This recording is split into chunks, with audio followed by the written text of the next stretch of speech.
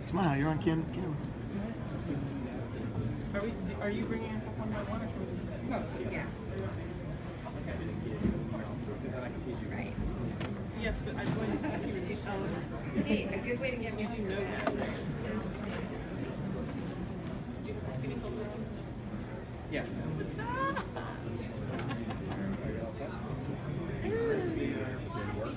So bright. Right.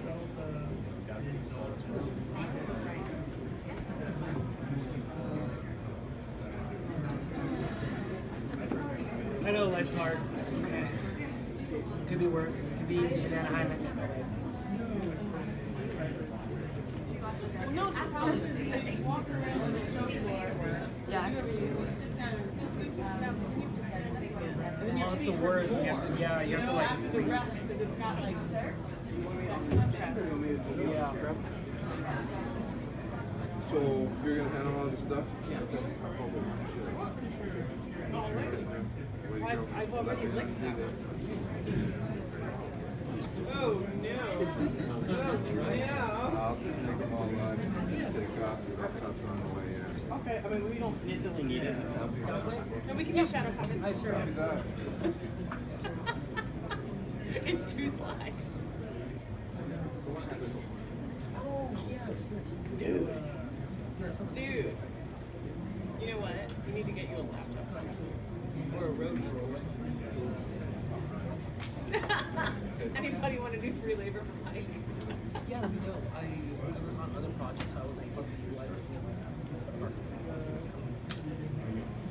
I did see it.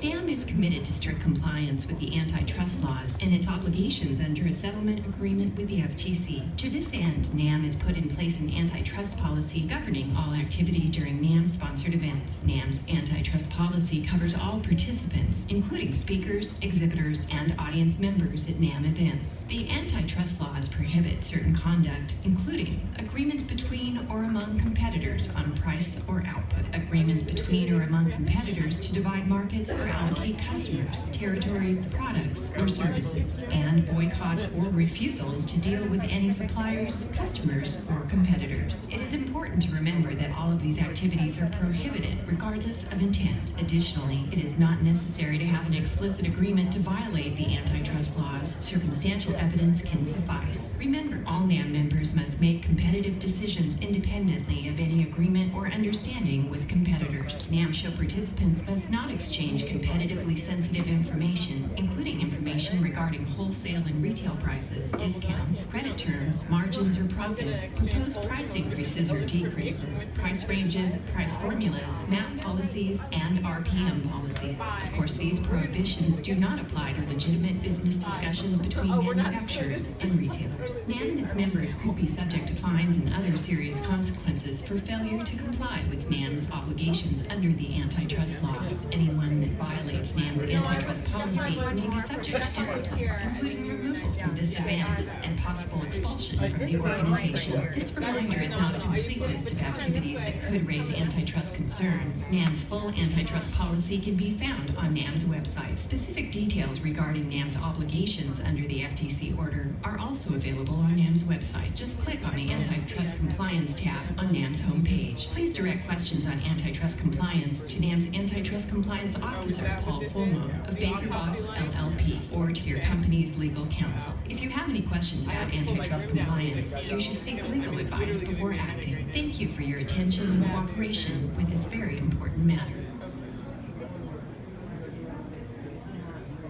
Okay. We're gonna send it right back. I think we're ready to go. All right. Welcome everyone to the How to Land Brand Partnerships panel. My name is Michael Zimmerlich, and I am the founder of 8020 Records, which is an independent record label and management company in Phoenix, Arizona. And a couple of things before we get started. Actually, today is one of my intern's birthdays. She just turned 19 today, and my other intern, she's turning 19 next week. And their names are Emily and Moira. So if everyone could just shout out happy birthday to Emily and Moira in 3. 1, 2, 3. Happy birthday, Moira! Happy birthday, guys. Okay, so we're gonna get started here. So first, basically this panel is all about how to land brand partnerships. So the biggest thing to take away from this is that you want to build meaningful relationships with these various different companies. Of course, you can try to get discounts or free products or something like that, but that's really not the point. So the point is you want to find companies that have similar agendas to you and something that you can make as a win-win partnership. So I would like to have everyone on the panel go ahead and introduce yourselves. So Mike, if you want to start at the end, go ahead. Hi everybody, my name is Mike Ramsey. I am the Artist Relations Director and Career Services at Musicians Institute here in Hollywood, California. Hollywood, California, local boy. Hey, what's up? I'm Gabe Kubanda, Epic Proportions Tour. We're a niche concert touring service, and we're based out of Phoenix. Hello, I'm Chandra, Lynn. I'm the founder of Flow Marketing, and I represent a number of companies on the show floor that look for artists to endorse, so I can help with any questions you have on that. Hi everybody, my name is Emiko. I am the social media liaison for Hammond Organ USA.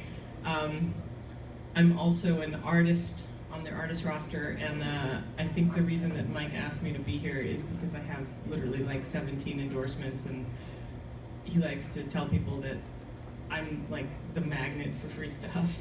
She's a master at that. She's a complete master. So, okay, so we're gonna get started here. So there's a role in many companies that's called artist relations. So we're gonna start with that. Let's explain in your own words what artist relations is. I think artist relations on my end, because I work with so many artists and companies, being a school, and I don't have that one kind of relationship, obviously with guitars only. Like I handle guitar, bass, drums, vocals, audio engineering. We're kind of like that purgatory in the sense of how we deal with the artist and the company. So we're kind of like the highway between both parties. So we take information both left and right and we synthesize it for each side to understand what's going on. So we're kind of like a puzzle builder and a problem solver at the same time. That's how I kind of see it, but I deal with a lot on my end. What do you think? How does this work, Mike? Just go ahead. That was casual. Yeah, that was really great. Yeah, we're off to a great start. A&R to me is always, yes, very similar to your answer. Just kind of connecting people and recognizing talent and recognizing opportunities to match that with talent. So you see an amazing singer down on the trade floor singing in a booth, and you want to connect them with somebody, if it's your label or with management or whatever. It's finding those diamonds in the rough that are just kind of out there and noticing what's around and seeing what can happen, what the possibilities are. Certainly, I believe that artist relations can be a powerful tool for being able to have brands align with cool factor, right? So a lot of times they're looking for artists who could, be case studies for their technology, for how they use the products, and it really goes a lot further in many cases for an artist to talk about their authentic real life experience with the product and the company evangelizing for themselves. So, I've been lucky enough to be on panels with these guys in the past, and we found that it's been really helpful to define artist relations in a couple ways. I mean, one is that you can have an evangelist who is kind of somebody who uses the products whether they have a relationship with the company or not. They're talking about the stuff they use on social. They may attribute some of their success to the creative tools and whatnot.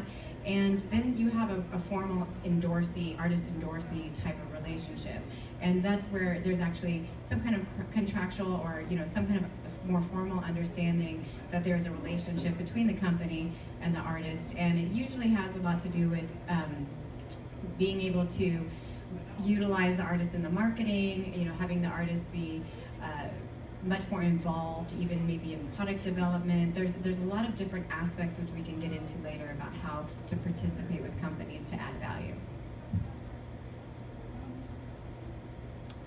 So, Mike didn't put this on the panel description. I run a company in my spare time, which I have so much of, called Rose City Media Group, and we actually help to develop artists specifically to have them placed in endorsement deals and brand partnerships, whether it's musical instruments or lifestyle, fashion, so on and so forth. And the number one word that comes to mind when it comes to defining A&R, which I think everybody said very well, but in its simplest form, it's reciprocity. It's a reciprocal understanding, and it must be reciprocal.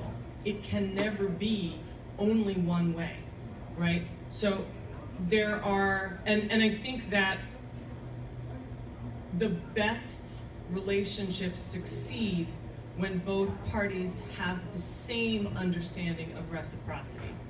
And that's something that's very often overlooked when it comes to brand partnerships, endorsement deals, because there's a lot of a sense of reward versus desperation. And everybody has to push past that. The brands need you, you need the brands. But who's going to be the first to say, instead of saying, hey man, I want some free gear, right? Because that's what you're all here for, is free gear.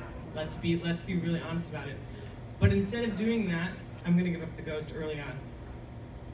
Ask them, hey, I've been looking at this piece of gear for a long time. I've been performing with, with your brand or whatever. How could I be helpful to you guys? I'd really like to do more for you as a company. I, as an artist, as a tiny indie person, I would like to do more for you. How can I be helpful to you? Immediately, you are set above everybody else. And that's because you're showing that you understand reciprocity. And believe me, every single A&R director for every single company will return your phone call or your email if you do that. I'd actually like to jump off that a little bit more.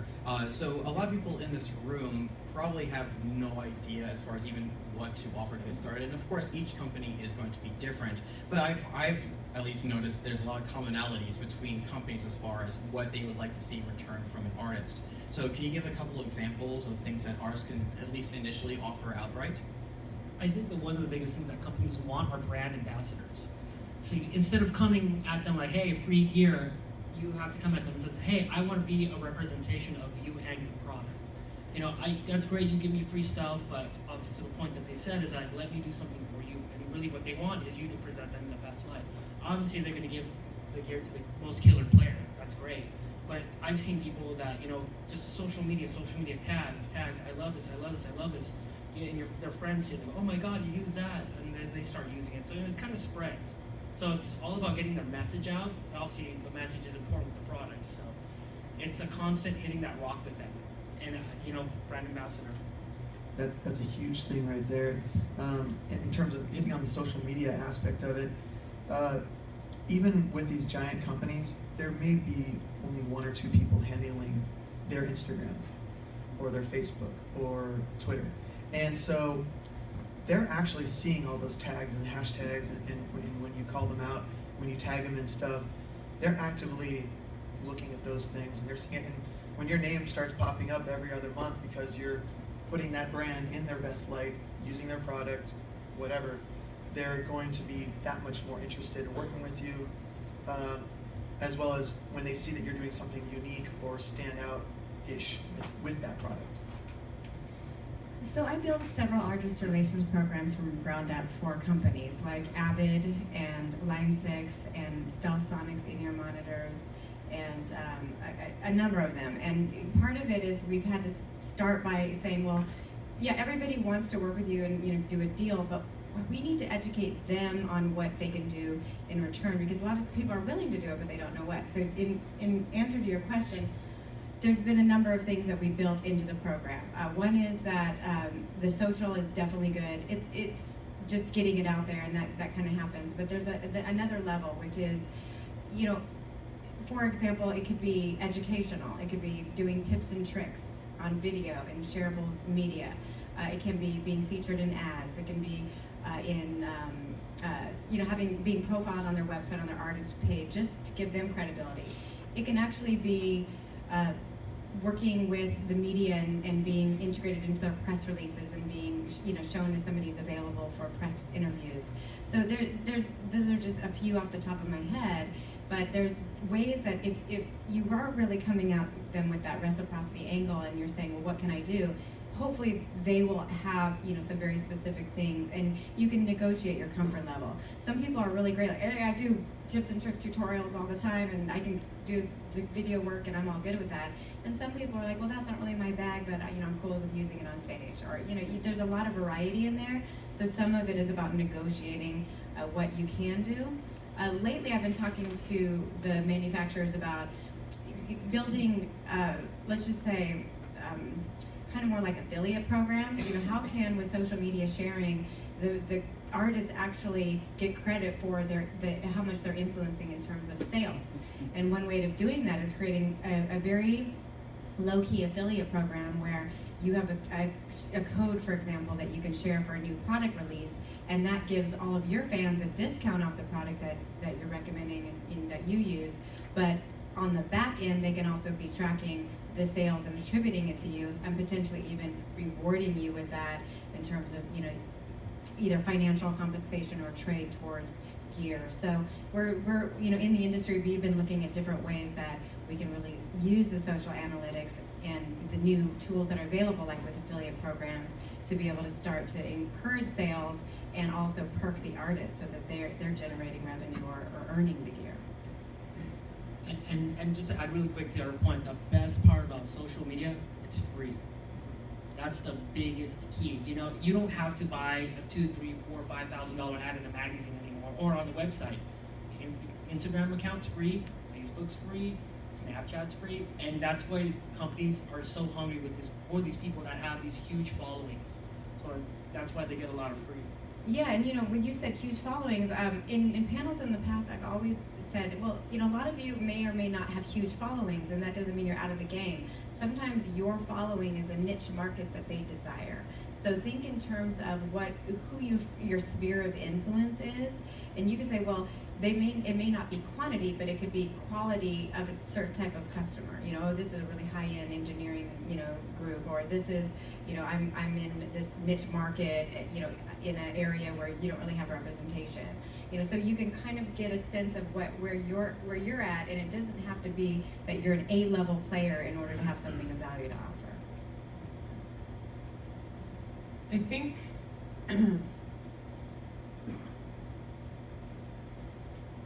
the biggest thing, and I'm very lucky because I'm in this as an artist who has countless endorsements, and I'm on the company side as well. And so I know what we look for because I am what we look for. And I can tell you firsthand, as the guinea pig that has succeeded, uniqueness, character, preparation, clarity, articulation are incredibly important. You have one shot with somebody who is so busy. It is vital that you can explain to them who you are, what you do, why what you do is important and critical to their business plan. Because unfortunately, while a lot of what Mike and Chandra are saying are true, I can tell you for a fact, at least for the companies that I work with, and in my own consultation that I do for other artists, you'll only get to the artist pricing level. If you want to get a long-standing relationship with the brand, where they pay for your clinic tours, where they give you gear, where they pay to use your face in an advertisement, you have got to be clear on why you're different, not necessarily better, just different. And also study the company's marketing plan. So it's not, how do I fit in, this is what I do, I'm gonna fit myself into this. Timing is everything, right? You guys follow whatever gear company that you follow. Oh, I want this, I want this, I want this, I want this. All you're thinking is me, me, me, me, me. But if you look at their plan in a holistic arc, and you see the relevant spaces where you can sort of raise your hand and go, hello, actually, I see that this is coming up. I do this really well. And then go at that moment, you have to strike when the timing is correct. Because if you lose that opportunity and that momentum, not only does it go away, but sometimes the A&R directors and the social media directors and the marketing directors go, oh, that person was bugging me last year, man. I'm not interested in hearing what they have to say anymore. I'm done. Go away. You can buy it retail at Zimmerlich, go away. And so you want to make sure, like I have a client who's here right now. We started his social media package 5 months ago. He'd never had Instagram or a Facebook page before. We've done 3 deals for him already, and today's only Friday. So it's how you do it. It's how you present yourself. And in terms of micro-influencing, which is what Chandra, I think, and Mike are talking about, having small followings but high engagement. It's not enough to have 8 million likes and 50,000 followers. I always tell people, I can get you followers, but they're going to be a small number, but they're going to be the right people. Because that's what you want. And it's not enough to just tag. You want to make sure the tags are meaningful.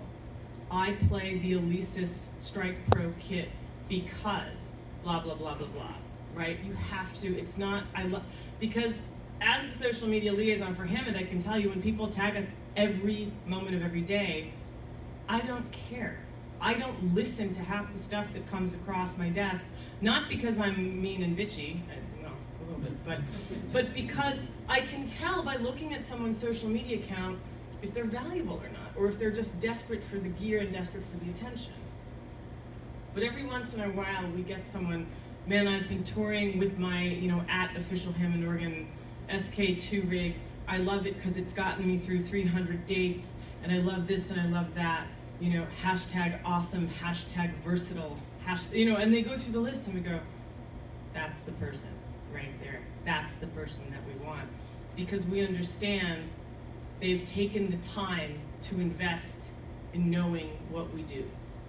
So honing it, right? Not just using social media for popularity, but making it actually a useful tool for you is critical in terms of brand partnerships.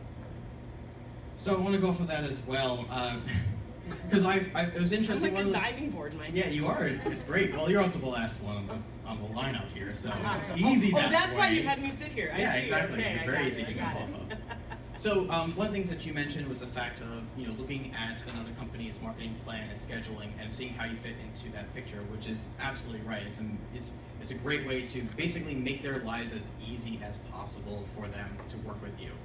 On the other hand, I actually found, at least with my own experience, that sometimes looking at my own schedule and seeing how I can fit companies into what we're doing, because sometimes I can say, okay, well, we're doing this event coming up and we could really use this. Maybe if I work out an arrangement with a company, then this will help me out with this reason, and this is going to help them out with that reason. But always, before I even contact them, I say, is this something that they might be interested in, and how would this help them out in kind?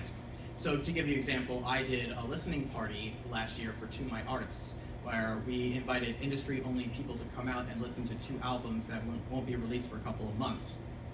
And so I reached out to a high-end headphone company and asked them, hey, we need headphones for this particular event, and do you mind if you can loan us a couple of headphones? And they said, sure, how many? And I told them, I said, well, as many as you can spare, but we're probably expecting about 20 to 30 people. And so they actually shipped out to us 24 headphones that they loaned out to us specifically for that event. And it was a blast. People commented on how great the headphones were, and we shipped it back to them. So really the only cost for them was the shipping. Actually, I literally drove it back from, because they're based here in LA, so I drove it back for them. But the really only thing that cost out of their own pockets was the shipping to send these headphones out, and it was great word of mouth for them. So it was a big success for both us, because we got the headphones we needed, and then at the same token, that gave them a lot of exposure through their company, which they're more known as a boutique company, so not as many people know about them. And especially this is the right crowd. These are high-end headphones, and this is all people in the industry that appreciates high-quality products. So I want to reach out to the rest of you and say, can you give any kind of specific examples of a successful relationship? You don't have to give names. Sometimes I know you can't do that. But if you can give at least one example of a very successful relationship that you've had with an artist. Yeah, with an artist. Can I say with myself? Yeah, with yourself. That's fine too. I second that. It's always about yourself when you're an artist, right? Yeah. I have a good practical example. It's something that just happened on our last tour. And in fact, if you guys have those flyers that I passed out, you'll see an actual example of the actual marketing.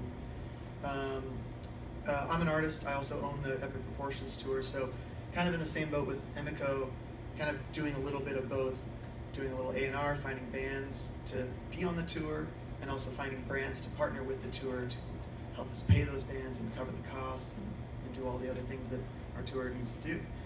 So on that flyer, you'll see on one side our band names, and down at the bottom is a row of our sponsors' logos. And that was one thing that we thought that we could do in our niche kind of market. We target colleges and high schools on our tour, and we do a lot of educational things, and a lot of sponsors, especially musical sponsors and music education, stuff like that, really, really like that aspect.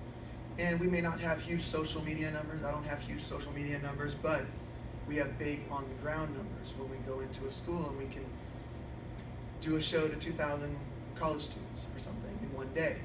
Well, those sponsors like that. They like that they can get their name out in front of this new niche market, and even something as small as having logo placement in the hands of these kids as they come out of the show.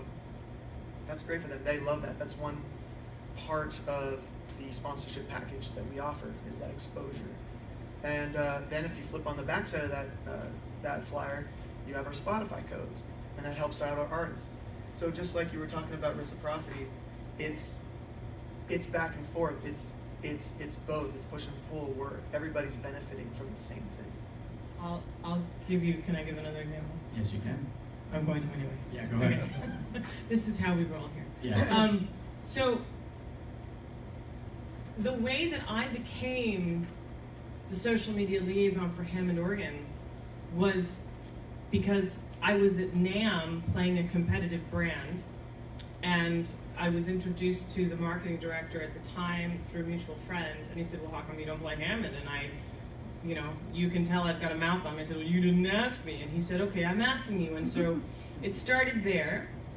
And then he started to see all of the things that I was doing for my own social media and all of the other brands that were working, that we were working together. And he passed away, unfortunately, about 1.5 years ago. But before he passed, I had presented him with this idea. I said, well, Hammond is typically known in the worship market. It's typically a big B3 organ. It's typically something that, let's face it, older players tend to play. And he said, well, why do you think we signed you? Because you don't ride the bus at a senior discount. And so... Not yet. Huh? Not yet. Not for a little while. Don't shove me ahead of you in line, man. What's up? That was pretty good. So anyway, so I pitched him this idea of doing this online video series, and now I'm the host and producer of Hammond, Oregon's HTV channel.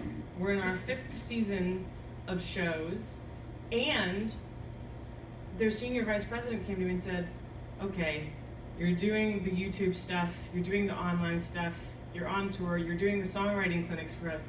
How about we just give you the social media department and you run it? And I went, what? And I thought they were going to take away my artist spot, right? Because oftentimes when you move over under the corporate side, it's a conflict of interest. He said, no, we're a family business. This is what we want. We want real artists that understand our instruments, that play our instruments, to be running this, because then there's a real sense of personalization there. And so now I get to talk on these panels and have all these clients come to me and say, oh, can you help me get these brand endorsements and help me with my social media because of all of this? I said, sure, but that's only because I'm my own guinea pig, right? And so now we look at Hammond, we look for artists with a similar sense of out-of-the-box thinking. Because if you're just going to come to us and tell us, oh, I do this better than the last guy. Well, we have the last guy. We don't need you. Give me something that's never been done before. Give me your take on it. That's what we want. So, there you go. How about Chandra? What was the original question again? Down the rabbit hole. I think I understand it as practical applications of how it's been done, right? Yeah, if you have like a specific example, you don't have to name names. Yeah, I mean, I'm just thinking about NAMM. One year I had the Black Eyed Peas play at the House of Blues in trade for gear. So I mean, you can get a lot. So you can actually offer your services that way. You know, if you're not really sure what to do, they might. I mean, it would cost them money to book a band, so that's a valuable trade. There's so many different ways, and I love what you said about out of the box thinking, because sometimes the companies will get into a certain mindset because they have deadlines and things going on, and you're out in the world and can bring them fresh perspectives and ideas and engagement and things that they're not already doing, like, you know, the Epic Proportions tour. I've got to get articulate to say that. Thank you. And so they think, oh wow, well this can serve this whole other market I hadn't even thought of. So I think, you know, I can give you a lot of examples of things with artists, but I think it really is in keeping with what she said about finding some unique value and something different to come to the table with that enhances their goals, which, you know, as stated by the marketing programs that they're looking for. I'll just add to that. I mean, we at Hammond, and also I work with Alesis, and well, I'll save the list for later. But anyway, specifically at Hammond, because we're known as, you know, as the mighty B3 organ company, right? Like I said, most of the players that perform on that are typically older, and we don't make console organs anymore. We make keyboards, and I cannot tell you how many times we've walked into a venue and somebody goes, "What's that?" I go to Hammond, they go, "It's so tiny," and I said, "Yeah, it's 17 pounds." Well, I didn't know you made a keyboard. And so what we found out in our AR meetings and in our marketing meetings is, let's start signing people that don't actually play Hammond organ as Hammond organ. Let's start signing people that play keyboards really well. Producers and songwriters and film scores, people that will use the versatility of the instrument. And so we've gotten some pushback from the purists, oh, that's not Hammond. And we go, well, yeah, it's the Hammond of tomorrow. It's not the Hammond of yesterday. And so it's really important from a company perspective, as Chandra's saying, is to look out into the world and see, well, we've done it this way. Just as much as it's important for you guys to be unique and figure out what your angle is, it's just as important for us on the company side to go, oh, we've done this day in, day out, same old, let's change it up. Who do we have? Who do we need to talk to? Who do we need to get to? Right? So it's really that serendipitous moment that you go, I have something really unique, and we go, we're looking for something really unique, perfect timing, let's have coffee. So, you know, there's always evolution in this process as well, which is something to keep in mind, I think. Yeah, you know, when you were talking, I was thinking about the Hammond, and there's a lot of products out there that you can't get exposure by playing on a stage and seeing a logo. So it could be, you know, I worked with Plugin Alliance and built their artist program, and that's a digital audio plugins that are used, you know, while creating and engineering and mixing and mastering. And so nobody sees that. Those are invisible to the outside world. So you may find that you can approach some of these type of companies that can't benefit from the visual exposure and coming up with some opportunities to tell your story, and that can get pretty far.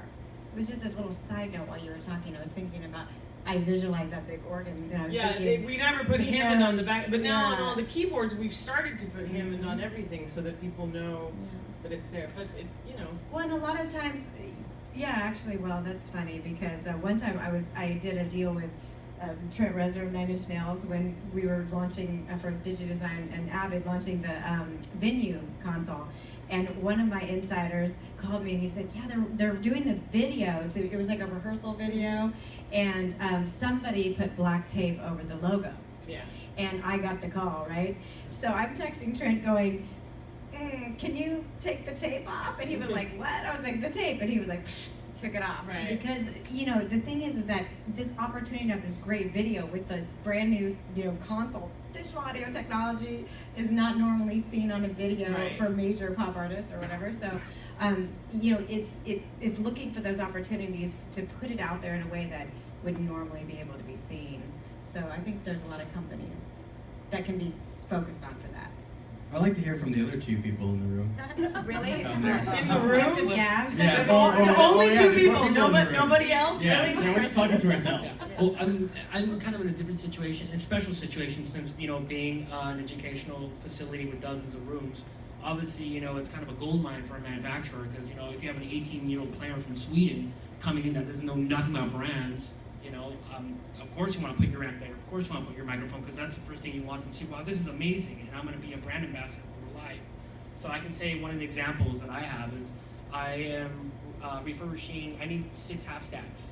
And within 30 minutes, I had 6 half stacks in my room just because of the relationships and just because they understand, hey, I want to get my gear in front of all of you. So it's a little special because I know we were saying in the sense of like, no, you have to be legitimate, be honest, be a good brand ambassador. But for me, it's kind of like, hey, I need to get this in front. So it's, and they're like, oh my God, right away. However, I can say that I do for my partners and stuff, people that do help me, I do we do barter trades.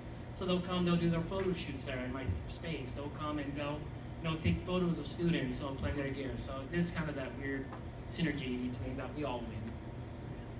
A good buddy of ours out of Phoenix. By the way, there's a million really great Phoenix bands coming out right now.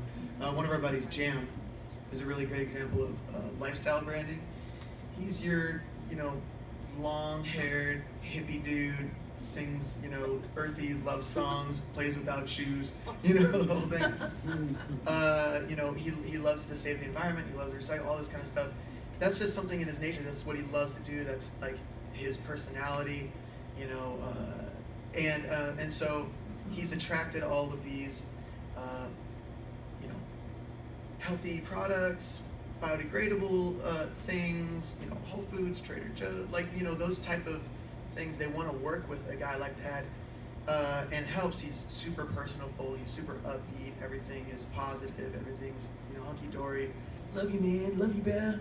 But it totally works, and they love that. And he is like that type of guy. And Jack Johnson took notice, and he's like, hey, come and record in my 100% biodegradable studio or whatever. So, I don't think it's 100% biodegradable, but outside with an ambient mic. It just crumbles after one day. But that's like an example of something that find out what's unique about you as an artist. I'm talking to the artists in the room. Find out what's unique about yourself and any quirks or I don't know. Well, here's the bottom line. Here's what it comes down to, right? Everybody wears clothes. I don't see any nudists in here presently. I hope. Thank you in advance. Everybody goes clothes shopping, whether you're male or female, and you never really want to.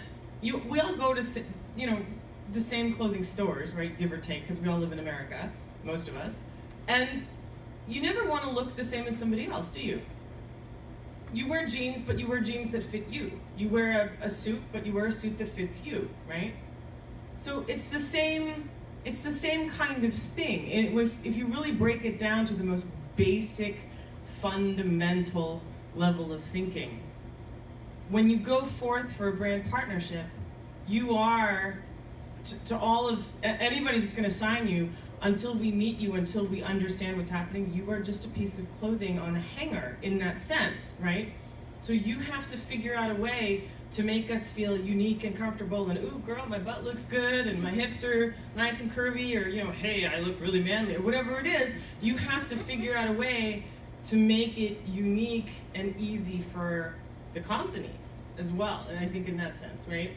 And so looking at it from that very basic angle, you don't want to play just like everybody else plays or write the same songs that everybody else writes, right? You want people like Jack Johnson to take notice. You want people like Trent Reznor to take notice. You want companies that Chandra represents to take notice, but you would do that not by dressing up with 10 of your friends and going to buy identical outfits at the Gap and not being able to be picked out of a lineup. You have to stand out, I think, in that way, right? Yeah, I had a panel with somebody who got a hat endorsement, not because he was looking for it, but it was like the cowboy hat? No. his name. Anyway, sorry. They've been on these panels for many years. So, but the point is that he just always wore a cowboy hat, and he was actually approached by a company, and now he reps them because it was part of his look. It was really integrated into him, and which brings me to one other point, which is that I also represent brands outside of the music industry. So, no, but these things are really the same. And so I want to make sure you guys understand that although you might be looking for gear deals and things like that here at NAMM, that a lot of what we're saying here is it will relate to other brands outside the industry as well. Okay, let's bring it up to questions before we run out of time. So I'm going to open up to everybody here, and I guess I'll just pass around the mic. So you're in the front, so you're going to get rewarded for being in the front. Yeah. Yay! What is the name of the company that you do your social media and? Rose City Media Group. Rose City. Thank you. I can tell you're going to come see me after. I can tell. Anybody else with questions? Okay, here we go. And everybody can come see me after because I brought cool gift bags. I want Where is it? Oh, the Stealth Sonics in-ear monitors. See, I'm branding. But I got free ones up here. Yeah. Oh, and you need in-ears, so we're going to do in-ears. Watch me get free in-ears. We should do a live demonstration right now. Yeah. We're about to make a deal. Fantastic. That's the 4 o'clock panel, isn't it? And I have a 5 o'clock panel for any of you guys who want to stay around. It's on startups. Can we have other people ask questions? No. Yes, of course. Okay. Hello, sir. Peace, how you doing? My name is Ron Johnson from Spinning out of Detroit. We're the DJ music production school, and which is also a non-profit. And can you stand up? I'm sorry, it's hard. These lights are like blinding us up here. I'm sorry. Thank you. The company I represent, I'm the executive director and founder of Spin Inc., which is a non-profit organization that teaches DJing and music production in Detroit. And I wanted to know what would be the best routes of getting equipment and gear to have in our educational program to be expanded, because a lot of the programs that we do now is really coming out of pocket. We really have a very limited operational budget. So how we would get in contact with different marketing departments or PRs to be able to get equipment for the students, for our school. I think first of all, thank you for your question, Mike. They came in and gave us the 10-minute signal. Yeah, I saw that. Thank you. Okay, I'm blind. I can't tell, dude. You know, one thing to have like that we prep for our artists and our clients is something called a sponsor deck. And so if you can create a very simple PDF package of who you are, what your company is about, what you're looking for, and what type of, in your case, it's wonderful because it's educational.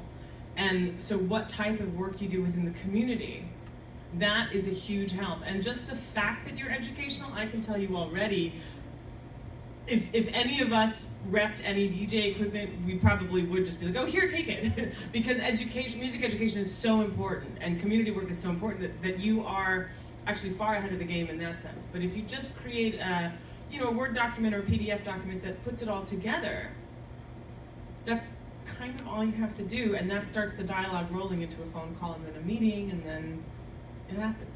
Yeah, and I can add to that because I deal with on this area. Companies want to do that because they want to give back to the community, and it's also a good marketing point for them because they want people to see that they're giving back. So if you come to St. Denis or Pioneer and you say, hey, I'm an educational, if I need you guys' help, and they're going to go, oh my God, yes, we're going to help you because this is going to look great for us and it's going to get the name out. And then, as musicians, oh wow, like you see the John Lennon music experience outside, like, oh wow, that's so cool what they're doing. Right. They kind of incepted their idea and their name, their brand in your head, so we know what it is now outside obviously the Beatles, but like what she's saying. Oh, them? But yes, and one thing I want to add to that is that, when I get EPKs and DACs, just make sure all your links work, make sure, it all looks good, it's not pixelated. Contact information. All contact information. Please. Yes, don't make me go looking for you, because it's so hard. Sometimes I get so many EPKs and DACs, and it's such a mess. And if something's wrong or looks funky, I always sets off red flags. Because if you really, really mean what you do, it's going to be flawless. Yeah. When I start finding little errors and spelling and links, trash. Commas right. Let's squeeze one more question in because we only have time for. Okay, speak your mind real quick, so then we'll ask the question. Because he's cool. So here's what you do today and tomorrow. Go down to the Pro Audio section. Go to the where all the DJ gear is, everything that you need or want. Go to every single company or booth, and just go, hey, can I get your marketing email or your card? I run a DJ school. I'd love to send you some information in 2 weeks after the craziness of NAMM dies. Do that all day and all day tomorrow and even Sunday. Get 100 Sunday's cards. probably the best day, really. Yeah, Sunday is really Sunday's good too. the best day to do it. And nab them all and then send out your links and APK and stuff in a couple weeks. You'll be gold. And side note, don't email anybody on a Monday or a Friday or a relations guy, because we're always catching up in the beginning of the week on Monday, and Friday we just turn our brains off. You get the most out of us Tuesday through Thursday. Completely honest, because I'm tired of it. Well, I hope this is related, but I'm a startup company trying to license my drum design to like a better suited manufacturer, somebody who has a shop and everything. And I just wonder if you have any advice on that, because like licensing is really the direction that I want to go, but I don't know how to approach it. Come to my panel at 5 o'clock. Startups, it's from ideation to monetization. I will be covering a little bit of that there. Is there time for one more question? Yes. Yeah, he said yes. So all right.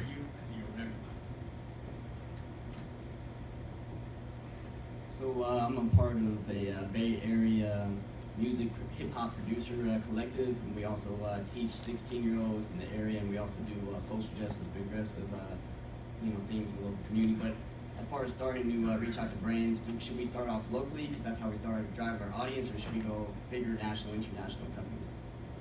Local, for sure. 100%. Actually, I want to add to that.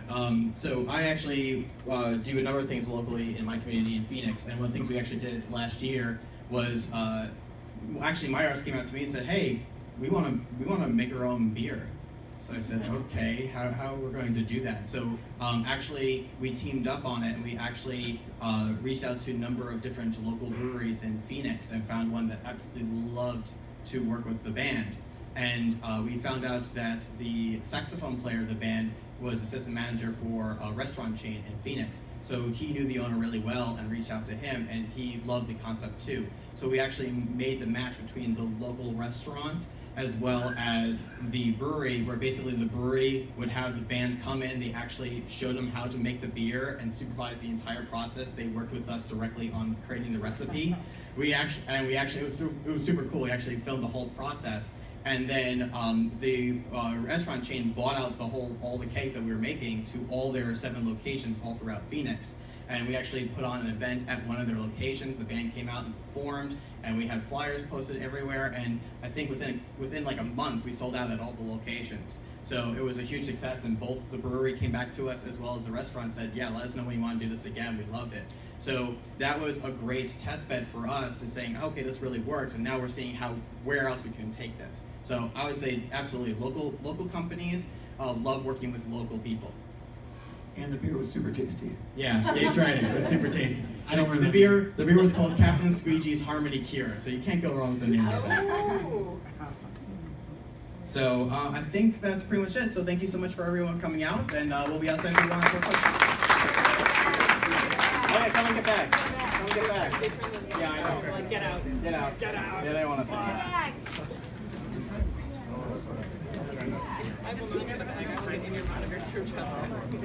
Hi.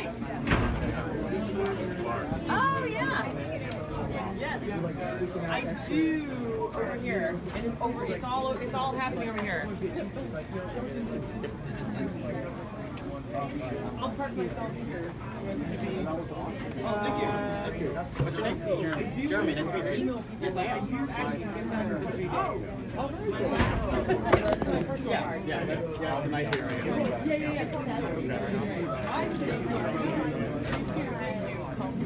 Oh my gosh. Hi. That's great to know. Good, good. Hi. I tried. I know what the problem is. It's no big deal. Like, yeah, my I do.